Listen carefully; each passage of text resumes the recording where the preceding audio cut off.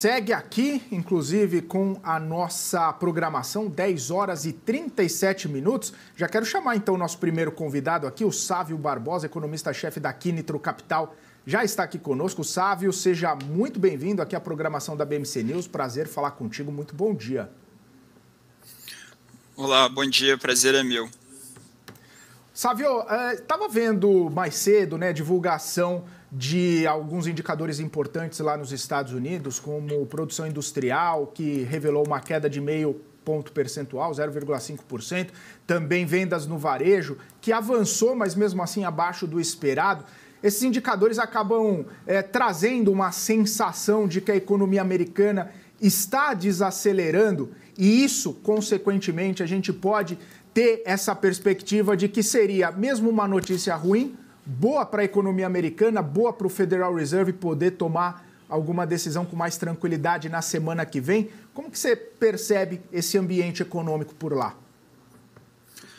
De fato, quando você pega as vendas no varejo, o dado fechado, o dado total, ele ficou um pouco abaixo das expectativas do mercado, a produção industrial também. Quando você olha os núcleos lá das vendas no varejo, que exclui venda de automóvel, venda de gasolina, que são voláteis, afetados por variações de preços, elas até mostraram uma dinâmica melhor do que as expectativas do mercado, e esses dados são utilizados mais diretamente para o PIB.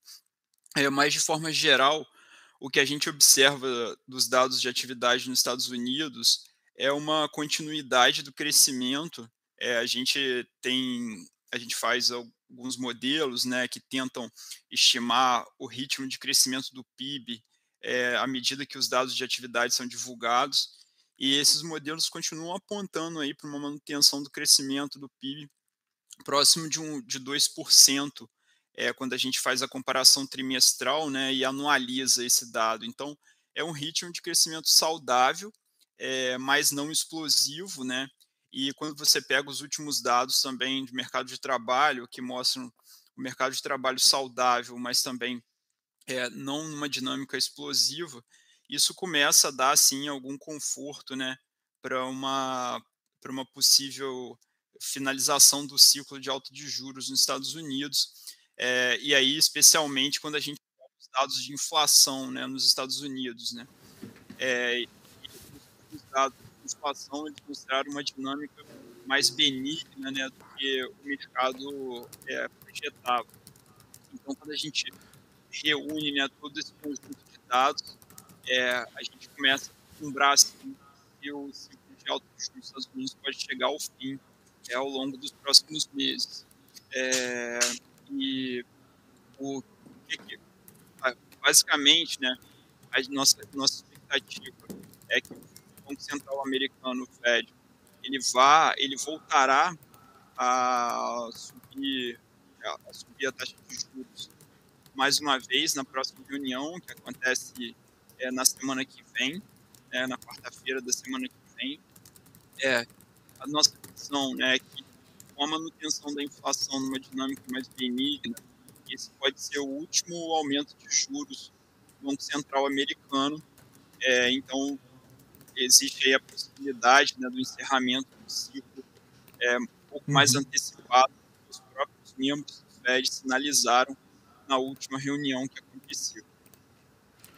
Sávio, na última pesquisa, inclusive, feita pelo Bank of America, eu estava até consultando aqui, que é uma das mais respeitadas, completas ali do mercado, o consenso já espera um pouso suave na economia, justamente mais ou menos nessa perspectiva que você comentou a respeito das próximas decisões do Banco Central americano e também dos próximos dados. A pergunta que eu faço para você é se nesse cenário, se nesse ambiente de um pouso mais suave, não necessariamente com uma recessão um pouco mais forte lá nos Estados Unidos, se isso acaba trazendo uma perspectiva positiva para ativos de risco, justamente porque o ambiente econômico começa a ficar melhor e aí o apetite ao risco acaba ficando um pouco mais aprofundado, mais despertado entre os investidores e com uma possível, né, política de queda de juros, talvez ativos de risco possam ser beneficiados. Nesse cenário, você consegue perceber esse movimento num curto, médio prazo? Então, assim, o que a gente viu, né, ao longo dos últimos meses, ele vai na seguinte direção. A gente viu ao longo do ano passado choques de oferta bem negativos, né, em termos inflacionários. Assim, eles pressionaram muito a inflação, né?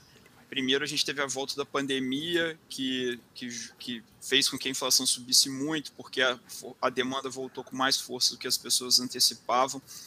E depois a gente viu, né, o início da guerra entre a Rússia e a Ucrânia também pressionando o custo da energia a nível global. Então isso gerou choques inflacionários muito relevantes para o mundo. E aí, desde meados do ano passado, a gente começou a ver uma reversão desses choques de oferta, né, que pressionaram muito a inflação. O petróleo recuou significativamente, o custo da energia a nível global caiu. A gente viu a reabertura da China, né, que pôde aí reconectar os seus canais de produção às cadeias globais, né, à indústria global. Então isso trouxe aí uma oferta maior de produtos industriais no custo mais barato, né? E a economia chinesa, ela mostrou um processo de reabertura que frustrou em termos de aceleração do crescimento. Então, a gente viu uma volta da China sem observar uma aceleração, um aumento, né, dos preços de commodities. Então, assim, isso está trazendo uma desinflação muito importante, né, para o mundo. Somado a isso, nós também tivemos a safra do Brasil, né, safra recorde, que está derrubando preços de commodities agrícolas a nível global. Então, assim, a gente está vivendo um momento global bem benigno para a inflação, porque à medida que essa maior oferta de produtos, né, passa nas cadeias produtivas, você tem uma moderação da inflação, não só na inflação de bens, mas também a inflação de serviços, né? Porque, por exemplo, quando a gente compra num restaurante, né, a entrega tem o custo da gasolina, então isso acaba influenciando a inflação de diversos setores, né? Então a gente está vivendo esse momento mais benigno. Eu acredito, né, que parte dessa performance positiva dos ativos de risco que a gente viu ao longo dos últimos meses se deve muito isso ao que você falou, né? Que basicamente a perspectiva para um soft landing, né, o pouso suave para a economia americana, ela aumentou a probabilidade disso acontecer, né, esse processo inflacionário a nível global. A nossa visão para os próximos meses em termos de inflação e atividade nos Estados Unidos é positiva. A gente acredita, né, que o nosso cenário aqui, a inflação ainda tende a manter aí uma dinâmica bem benigna ao longo dos próximos 3 meses, né, e a atividade também tende a manter esse ritmo saudável de crescimento dos Estados Unidos nos próximos trimestres. Então, assim, isso pode sim sustentar ainda os ativos de risco uma dinâmica positiva aí nesse prazo, né? Porque a gente tem uma visão mais negativa dos ativos de risco a médio prazo, a nível global, porque quando a gente olha os preços, né, a precificação das bolsas nos Estados Unidos, quando a gente olha as métricas, né, de valor, valuation das bolsas, a gente acredita que elas estão bem caras, assim, para períodos históricos, né, que são comparáveis ao que a gente está vivendo agora. Então, por isso que a gente ainda mantém uma visão negativa de médio prazo para esses ativos de risco, mas como você bem colocou, né, esse cenário mais benigno aí no curto prazo pode sim sustentar aí uma dinâmica positiva ao longo dos próximos meses. Chamar aqui o Sávio Barbosa, economista-chefe da Quinitro Capital, para a gente continuar na nossa conversa. Sávio, agora há pouco a gente estava falando até bastante ali, né, dessas expectativas em relação ao pouso suave, vamos dizer assim, da economia americana. Eu queria entender um pouquinho na sua visão, de alguma forma, o crescimento lento da China, ele pode ter ali algumas repercussões negativas para os Estados Unidos? Qual que é o impacto, de fato, né, de todo esse cenário da China que a gente tem visto com os números bem ruins em relação não só ao PIB de ontem, como a gente viu, mas a gente viu uma balança comercial também muito enfraquecida, um processo também interno de deflação, né, que mostra ali um consumo menor. Algumas medidas podem ainda ser tomadas pelo governo chinês para tentar fomentar esse estímulo por lá, mas de alguma forma, né, a gente sabe aí o quanto a China está interligada com diversas economias. Para os Estados Unidos especificamente, você acha que pode ter aí algum reflexo? Oi, Paulo, bom dia. Assim, a economia americana, ela é uma economia relativamente fechada, né? A corrente de comércio dos Estados Unidos é da ordem de 25% do PIB. Então, assim, ela é muito mais influenciada pelos fatores domésticos, né? Pela dinâmica de consumo, pela taxa de juros, pela política fiscal, do que, de fato, pelos desdobramentos externos, né? Mas, de forma geral, assim, a economia chinesa, a segunda maior economia do mundo, ela é muito relevante para a indústria global.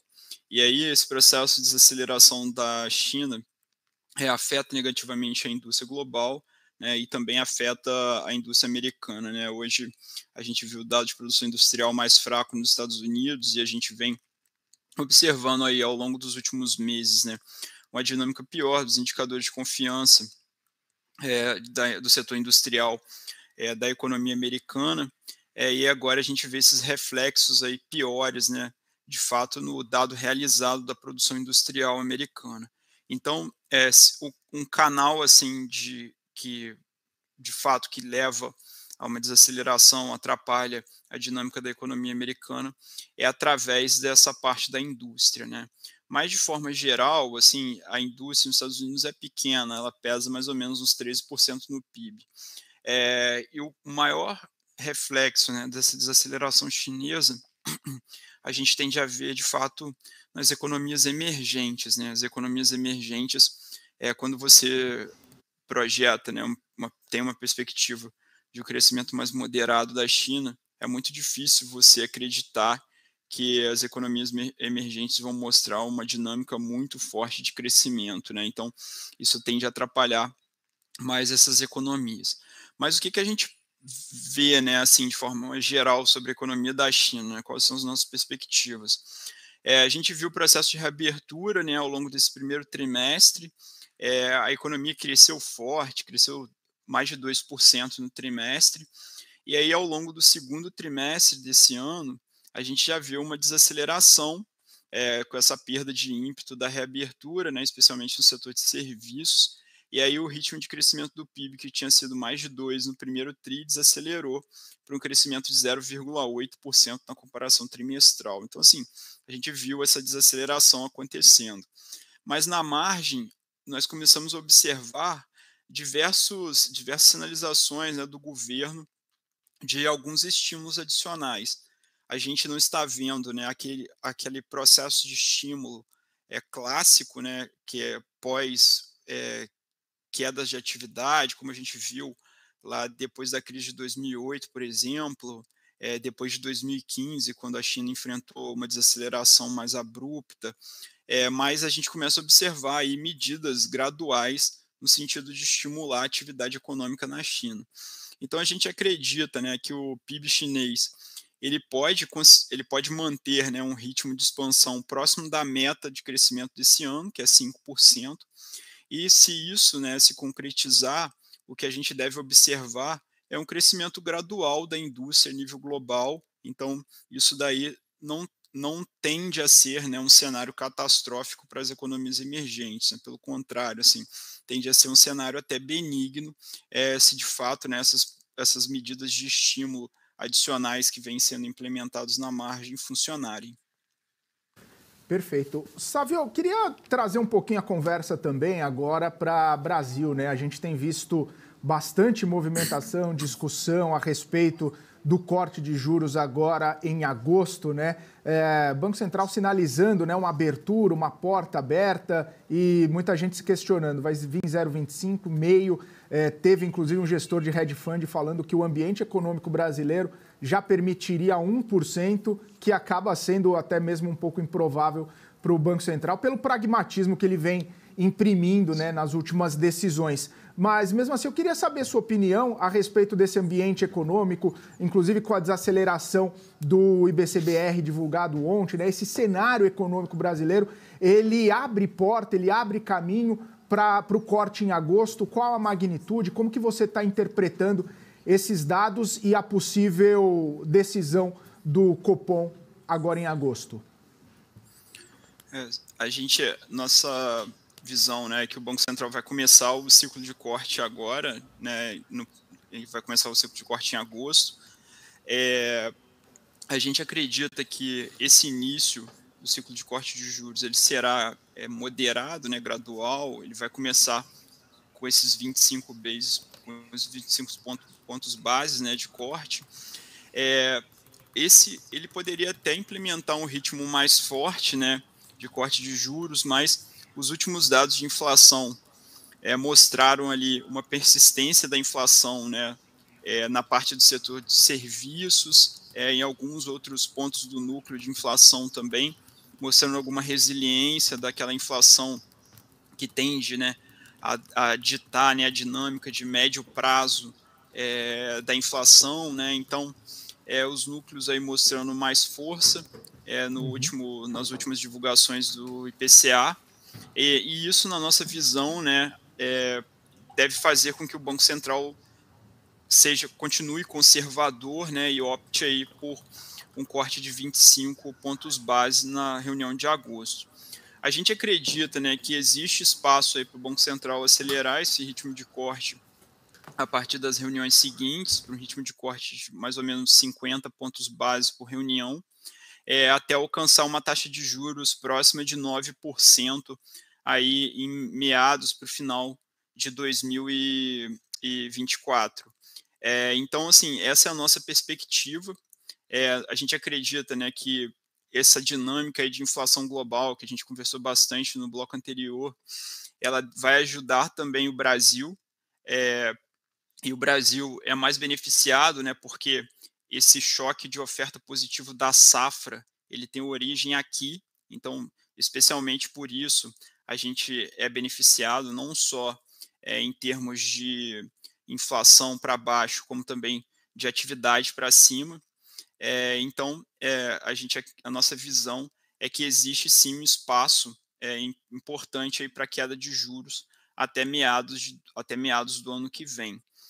Um ritmo mais forte de corte de juros, né, como você mencionou, né, por esse gestor aí bem famoso aí, que falou que poderia ser 100 pontos bases, né, de corte no Brasil. Pode acontecer? Eventualmente, a gente acha que existe espaço até para uma aceleração para um ritmo de 75 pontos bases ao longo do tempo, né? Mas por que isso, né? Porque a taxa de juros brasileira, ela está em 13,75, enquanto as nossas perspectivas para a inflação para o ano que vem estão próximas de 3,5. Então, assim, é uma taxa significativamente contracionista, né, restritiva.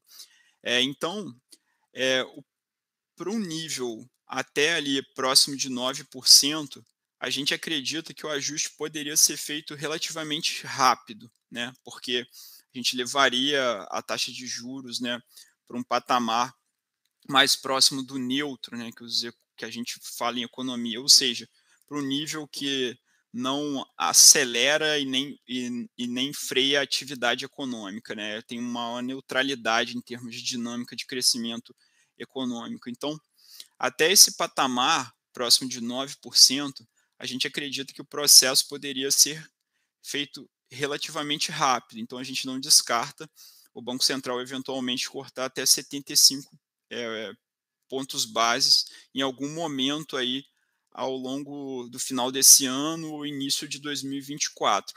Mas para que isso de fato aconteça, a gente precisa observar essa desaceleração da atividade, né, ficando mais evidente. Você falou bem do IBCBR, né, que trouxe uma surpresa significativa em termos de atividade econômica para baixo, ele caiu 2%, a gente projetava uma alta de 0,1%, então surpreendeu bastante a gente. Mas, assim, o IBCBR ele não tem se mostrado um tracking ou um indicador antecedente muito fidedigno do PIB, né? Ele não tem antecipado bem os movimentos do PIB. E por isso a gente não mudou muito a nossa projeção de crescimento do PIB depois da divulgação do IBCBR. Existe uma questão técnica que o IBCBR ele leva em consideração a parte de soja, a safra de soja nos dados de abril e maio, enquanto o PIB do IBGE leva isso em consideração de forma diferente, impacta tanto o primeiro trimestre quanto o segundo. Então, a gente manteve, né, a projeção de crescimento que a gente trabalha, que é próxima de 0,4% de crescimento no segundo TRI. Então, a gente vem de um crescimento muito forte, 1,9% no primeiro trimestre, mantém um ritmo de crescimento saudável, positivo, no segundo TRI, 0,4%, e estamos numa dinâmica, né, para crescer aí próximo de 2,5% em 2023. Então, qual que é o fator-chave na nossa direção para uma eventual aceleração do ritmo de queda da taxa de juros, né? Ou seja, para que o Banco Central possa cortar, né, fazer cortes mais agressivos do que esses 50 pontos bases, que é o nosso cenário base aqui na empresa. A atividade econômica mostrar uma dinâmica de enfraquecimento mais clara. Se a gente chegar no terceiro trimestre e nós começarmos a observar o setor de serviços desacelerando de forma mais clara, né, nesse ambiente benigno de inflação, a gente acredita que será o fator-chave para um processo de corte de juros mais rápidos. Então, é nisso que a gente está de olho. Por enquanto, a nossa visão de atividade continua benigna, né, porque a gente teve essa safra muito forte no primeiro trimestre, então muitas pessoas falando que foi só a safra, né, que puxou o PIB, mas a gente não interpreta assim. A gente acredita, né, que no primeiro momento a safra de fato ela impacta o PIB diretamente pelo lado da oferta, pelo PIB agro, mas ao longo do tempo esse choque de oferta positiva ele vai se transformando. Por quê? Porque uma safra grande vai significar preços de alimentos mais baratos, então isso vai liberar renda para as famílias brasileiras. Então, provavelmente, a gente vai ver uma dinâmica de consumo melhor ao longo do segundo trimestre, provavelmente ao longo do terceiro trimestre. Segundo, essa safra grande ela vai precisar ser escoada, vai precisar ser estocada, então isso vai se transformar num PIB de serviços também melhor ao longo do segundo trimestre e do terceiro TRI. Então, por isso que a gente ainda tem uma visão, né, benigna da atividade. O mercado de trabalho brasileiro está saudável, a renda está crescendo. Nós temos diversas medidas de estímulo econômico por parte do governo, né, por parte da política fiscal, e agora também o desenrola, que tende a ajudar a destravar um pouco o crédito, né, das pessoas que estão negativadas. Então, assim, a gente continua com uma visão benigna de atividade. Isso pode significar um ritmo de corte de juros mais conservador? Pode, mas isso não é um cenário ruim, né? Pelo contrário, o cenário que a gente vem trabalhando aqui é um cenário de moderação da inflação, a inflação ali próximo da meta no ano que vem, 3,5% a nossa projeção, com uma resiliência do crescimento do PIB, né? Um crescimento próximo de 2,5% esse ano. Então, um cenário bastante benigno para a economia brasileira, né, e para os brasileiros. Sávio Barbosa, agradeço muito sua participação aqui com a gente. Obrigado mais uma vez pelo seu tempo e sua disponibilidade. Uma ótima semana, até uma próxima. Um abraço para você. Obrigado, um abraço.